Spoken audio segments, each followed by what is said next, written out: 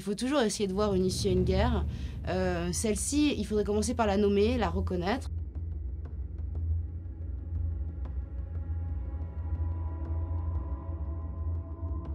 Je rentre du Nigeria où j'ai réalisé un reportage sur Boko Haram, la secte la plus sanguinaire d'Afrique, à découvrir cette semaine dans Paris Match. L'État du Borno, qui est donc au nord-est du Nigeria, est ravagé par une guerre que les autorités répugnent à nommer. On ne parle pas de guerre, on parle d'opération de sécurité.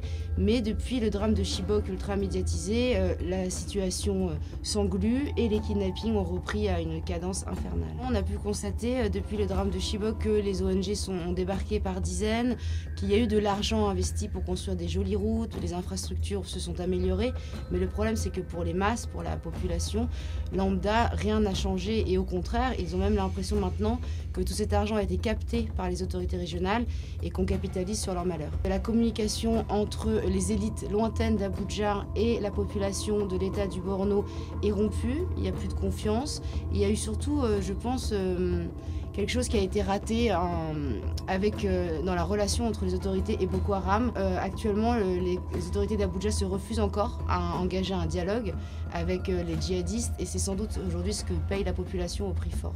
Alors aujourd'hui, la situation entre Boko Haram et l'État islamique est un peu confuse. On sait que le mouvement s'est au moins scindé en deux branches. Donc aujourd'hui, il y a une partie État islamique qui contrôle en gros la région du lac Tchad. Et puis il y a la branche historique d'Aboubacar Shekau qui est autour de la forêt de Sambisa. La scolarisation dans le Borno est catastrophique et c'est sans doute effectivement la grande victoire de Boko Haram dans sa lutte contre l'éducation occidentale.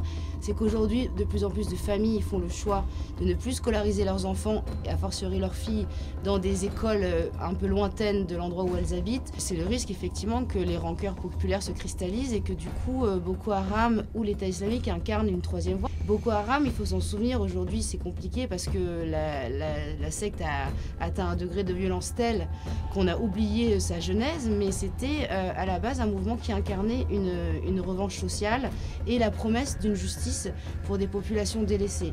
Et ce créneau-là fonctionne toujours et plus que jamais aujourd'hui.